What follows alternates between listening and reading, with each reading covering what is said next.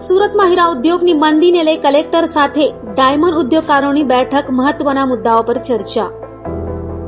સુરતના હીરા ઉદ્યોગમાં છેલ્લા 3 વર્ષથી ચાલતી મંદીના માહોલને લઈ કલેક્ટર સૌરભ પારગીની અધ્યક્ષતામાં ડાયમંડ ઉદ્યોગકારો સાથે મહત્વની બેઠક મળી. બેઠકમાં 3 મુખ્ય મુદ્દાઓ પર ચર્ચા થઈ. પ્રથમ, રત્ન કલાકારો માટે કલ્યાણ બોર્ડની સ્થાપના. બીજું, તેમના બાળકોની શિક્ષણ ફી માટે સરકારી સહાય. અને ત્રીજું, મંદીના કારણે વ્યવસાય વેરો નાબૂદ કરવો કે બોર્ડના ફંડમાંથી રત્ન કલાકારોને મદદ કરવી. ડાયમંડ યુનિયનના પ્રતિનિધિઓ પણ હાજર રહ્યા. કલેક્ટર સૌરભ પારગીએ જણાવ્યું કે આ મુદ્દાઓ પર વિચારણા થઈ, જ્યારે ગુજરાત ડાયમંડ એસોસિએશનના કન્વીનર દિનેશ નાવડિયાએ સરકાર પાસેથી ઉકેલની આશા વ્યક્ત કરી.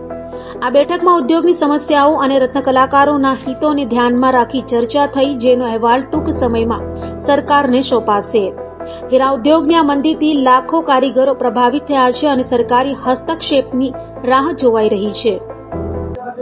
કલેક્ટર સાહેબે આજે મને બોલાવેલા અને ડાયમંડ વર્કર યુનિયનના પ્રતિનિધિમંડળને પણ બોલાવેલા. ચર્ચાની અંદર 3 બાબતોની ચર્ચા થઈ. રત્ન કલાકાર બોર્ડની કલ્યાણ બોર્ડની રચના કરવામાં આવે. શૈક્ષણિક ફી જે બાકી છે એમને રાજ્ય સરકાર દ્વારા તાત્કાલિક મદદરૂપ થવામાં આવે. જે રત્ન કલાકાર મિત્રોના ઈએમઆઈ ઉપર મકાનો લેવામાં આવ્યા છે હપ્તા ઉપર, એને ઈએમઆઈ જે લોકોના ચડી ગયા હોય એને સરકાર એમાં મદદરૂપ થાય. ખૂબ પોઝિટિવ રીતે ચર્ચા વિચારણા થઈ. કલેક્ટરશ્રી આ બાબતે રિપોર્ટ તૈયાર કરીને રાજ્ય સરકારને સુપૃત કરશે. અને ગઈકાલની મિટિંગ જે રાજ્યના મુખ્યમંત્રી શ્રી સીએમ ભૂપેન્દ્રભાઈ પટેલ સાથે જે ચર્ચા વિચારણા થઈ હતી એના ઉપર ચોક્કસ અમને હવે ખાતરી છે કે રાજ્ય સરકાર હવે રત્ન કલાકારને કંઈક આર્થિક મદદરૂપ થશે અને રત્ન કલાકારોને મદદરૂપ થઈને જે ગુજરાતના રત્ન કલાકારની એક ઓળખ છે પૂરા વિશ્વની અંદર, એને ટકાવી રાખવા માટે પણ ગુજરાત સરકારનો પ્રયત્ન હોય એવું અત્યારે લાગી રહ્યું છે. આજે સુરત ખાતે રત્ન કલાકારો વતી એમના એસોસિએશન તરફથી અને ઇન્ડસ્ટ્રીઝ ડાયમંડ ઇન્ડસ્ટ્રીઝ તરફથી અમુક જે એમના ઇન્ડસ્ટ્રીઝને લગતી રજૂઆતો જે છે એ કરવામાં આવી.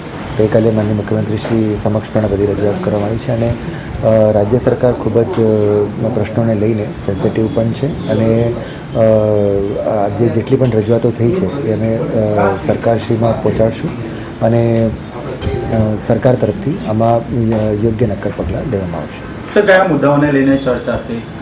ઘણા બધા મુદ્દાઓની ચર્ચા થયા છે અને એમને જે એક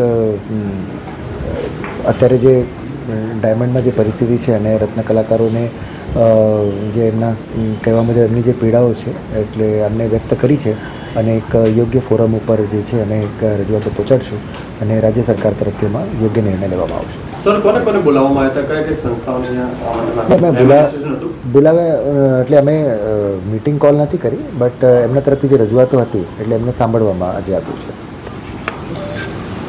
મારું નામ છે રમેશભાઈ જીલરિયા અને હું ડાયમંડ વર્કર યુનિયન ગુજરાતના પ્રમુખ તરીકે કામ કરું છું. આજે કલેક્ટર સાથે મહત્વની મીટિંગ મળી હતી. કઈ રીતની મીટિંગ રહી? અમે 2 દિવસ પહેલાં કલેક્ટર શ્રી મારફતે માનનીય મુખ્યમંત્રી શ્રીને આવેદનપત્ર આપી 30 તારીખે હડતાલનું એલાન કરેલું હતું અને એલાનને અનુસંધાને એ બાબતને ગંભીરતાથી લઈ અને અહીંનું આપણું જે ઉદ્યોગનું ડેલિગેશન છે ઓલ ગુજરાત ડાયમંડ એસોસિએશન, એ લોકો દિનેશભાઈ નાવડિયાની અધ્યક્ષતામાં માનનીય મુખ્યમંત્રી શ્રીને મળ્યા હતા. માનનીય મુખ્યમંત્રી શ્રીએ ખાતરી આપી હતી કે 2 દિવસની અંદર રત્ન કલાકારોના પ્રશ્નોનું યોગ્ય નિરાકરણ કરવામાં આવશે. એના અનુસંધાને આજે કલેક્ટરશ્રીએ પ્રાથમિક માહિતીઓ મેળવવા માટે અને હીરા ઉદ્યોગના કારીગરોની સમસ્યા અને એનું નિરાકરણ કરવા માટે સરકાર શું કરી શકે એ બાબતે પ્રાથમિક મિટિંગ કરી હતી અને મિટિંગમાં અમે હાજરી આપી હતી. કલેક્ટરશ્રી 2 દિવસમાં સરકારશ્રીને ઉપર રિપોર્ટ આપશે, ત્યાર પછીની આગામી રણનીતિઓ ઘડી આગામી મિટિંગો નક્કી કરશે. અમે અત્યારે રત્ન કલાકાર કલ્યાણ બોર્ડ, આર્થિક પેકેજ અને 30% ભાવ વધારો એ પ્રાથમિકતા મૂકી છે કલેક્ટરશ્રી સમક્ષ અને આવનારા સમયમાં અમે 30 તારીખે જે હડતાલનો કોલ આપેલ છે એ કોલ અત્યારે યથાવત રાખેલ છે. જો એમાં સુખદ સમાધાન થશે તો એમાં ફેર વિચારણા અમે આગામી સમયમાં કરશું, પણ અત્યારે અમારો હડતાલનો જે કોલ છે એ યથાવત છે.